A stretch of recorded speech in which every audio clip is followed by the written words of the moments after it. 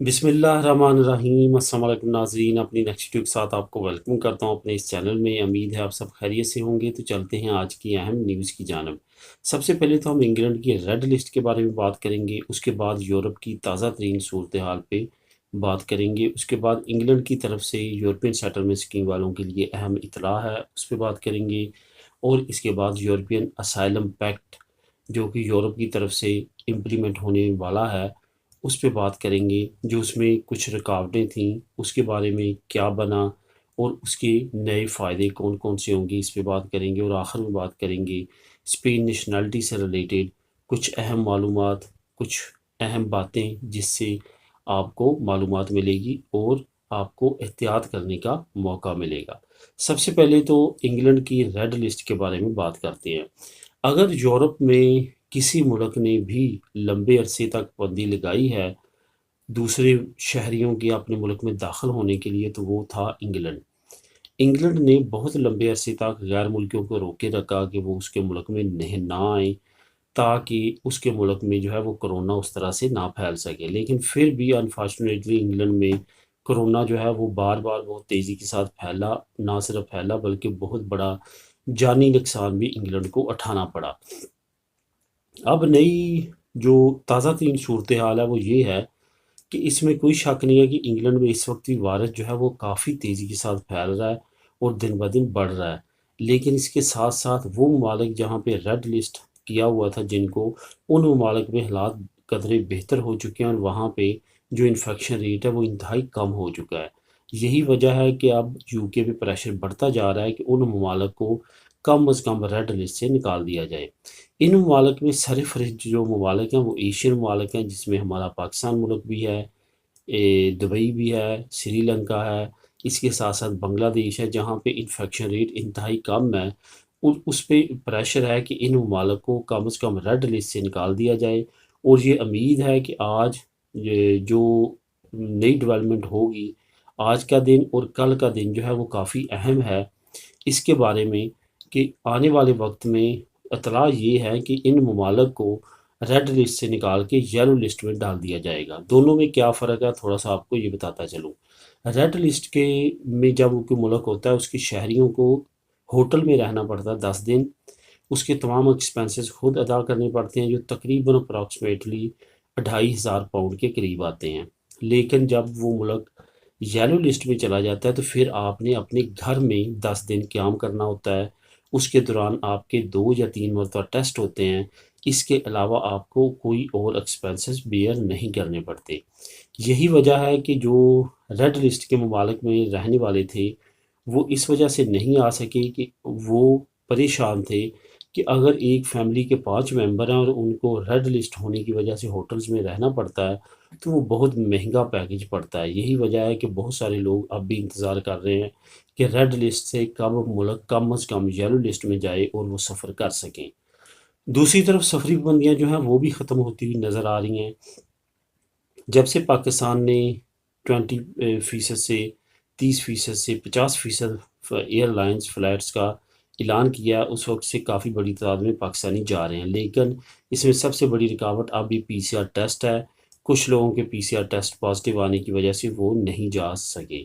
اور یہی وجہ ہے کہ بہت زیادہ ایئر لائنز کی سختی کی وجہ سے اور گورنمنٹ کی سختی کی وجہ سے اب بہت کم تعداد میں لوگ جا پا رہے ہیں۔ ایک تو ٹکٹس بہت زیادہ مہنگی ہیں، دوسرے لوازمات اور باقی جو ٹیسٹ وغیرہ ہیں وہ بھی کافی زیادہ مشکلات کا ان میں بھی سامنا کرنا پڑتا ہے۔ تو دوستو اوورآل جو انگلینڈ ہے وہ ان قریب آپ کو کہ اچھی خوشخبری دینے والا ہے۔ آج کا اور کل کا دن کافی اہم ہے، اس میں پارلیمنٹ میں اور اس کے ساتھ ساتھ جو وزیر صحت ہے جو خود اب پازیٹیو کرونا کی وجہ سے کارٹین ہو چکے ہیں، لیکن بورس جانسن کی طرف سے عنقریب کوئی نہ کوئی نئی ڈیولپمنٹ آنے والی ہے۔ باقی یورپ کی بات کریں تو اسپین کی کنڈیشن بتدریج خراب ہوتی ہوئی نظر آ رہی ہے، لیکن اچھی بات یہ ہے کہ جیسے پہلے تیزی کے ساتھ نئے کیسز آ رہے تھے ویسے کیسز نئے آنے بند ہو چکے ہیں، لیکن پروگریسو ریٹ جو ہے کرونا کا وہ آہستہ آہستہ بڑھتا جا رہا ہے۔ امید ظاہر کی جا رہی ہے وزارت صحت کی جانب سے جو کیٹالونیا کی ہے کہ ان قریب جو ہے یہ کیسز گرنا شروع ہو جائیں گے، کیونکہ اب لاک ڈاؤن بھی رات کا لگ چکا ہے، اس کے ساتھ ساتھ ویکسینیٹ بھی بہت تیزی کے ساتھ لوگوں کو کیا جا رہا ہے۔ باقی اوورآل یورپ کی کنڈیشن بہتر ہے، بارشوں کی وجہ سے جو نقصانات ہو رہے ہیں اس کے علاوہ کوئی نئی اپ ڈیٹ جو ہے کرونا سے ریلیٹڈ وہ کوئی خاص نہیں ہے۔ یورپین عدالت کا جو انگلینڈ کی طرف سے ایک اہم اطلاع ہے جو انہوں نے یورپین سیٹلمنٹ اسکیم والوں کے لیے دی ہے۔ جیسا کہ آپ کو معلوم ہے کہ یورپین سیٹلمنٹ اسکیم جو ہے وہ 30 جون 2021 کو بند ہو چکی ہے، لیکن انہوں نے کچھ لوگوں کے لیے 23 جولائی تک ایکسٹینڈ کر دی تھی۔ وہ لوگ جو کسی نہ کسی مسئلے پرابلم کی وجہ سے اپلائی نہیں کر سکے 30 جون کو، ان کے لیے یہ خاص رائٹ تھی کہ وہ 23 جولائی تک اپلائی کر سکتے ہیں، جس کی وجہ سے وہ اپنی اور اپنی فیملی کو پری سیٹلمنٹ سٹیٹس یا سیٹل سٹیٹس دلوا سکتے ہیں۔ اب انگلینڈ نے اعلان کیا ہے کہ 23 جولائی سے اب آگے ایک دن بھی ایکسٹینڈ نہیں ہوگا۔ وہ لوگ جو ابھی تک اپلائی نہیں کر سکے وہ لازمی طور پہ کر لیں۔ یہاں پہ دوستوں میں اپنا بھی ایک مشورہ آپ لوگوں کو دینا چاہوں گا کہ وہ لوگ جن کے پاس ریزن بھی نہیں ہے وہ بھی لازمی طور پہ اپلائی کریں،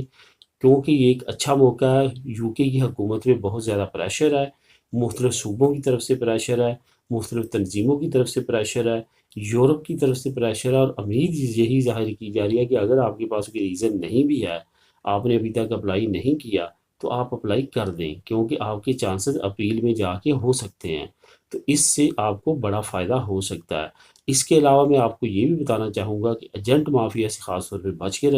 رہیں۔ وہاں پہ کافی زیادہ متحرک ہو چکی ہے، 5,000 3,000 4,000 پاؤنڈ لیتی ہے اور آپ کو فیک ڈاکومنٹ بنا کے دیتی ہے۔ ایسی ایکٹیویٹی سے باز رہیں، کیونکہ اگر آپ پہ انہوں نے کسی طرح کی رعایت دینی بھی ہوگی، تو اگر آپ کے پاس فیک ڈاکومنٹ ہوں گے تو آپ تاحیات طور پہ آپ پہ بندی لگ سکتی ہے اور آپ پھر نہیں جا سکیں گے اور نہ ہی کسی طرح کی کوئی بھی اسکیم میں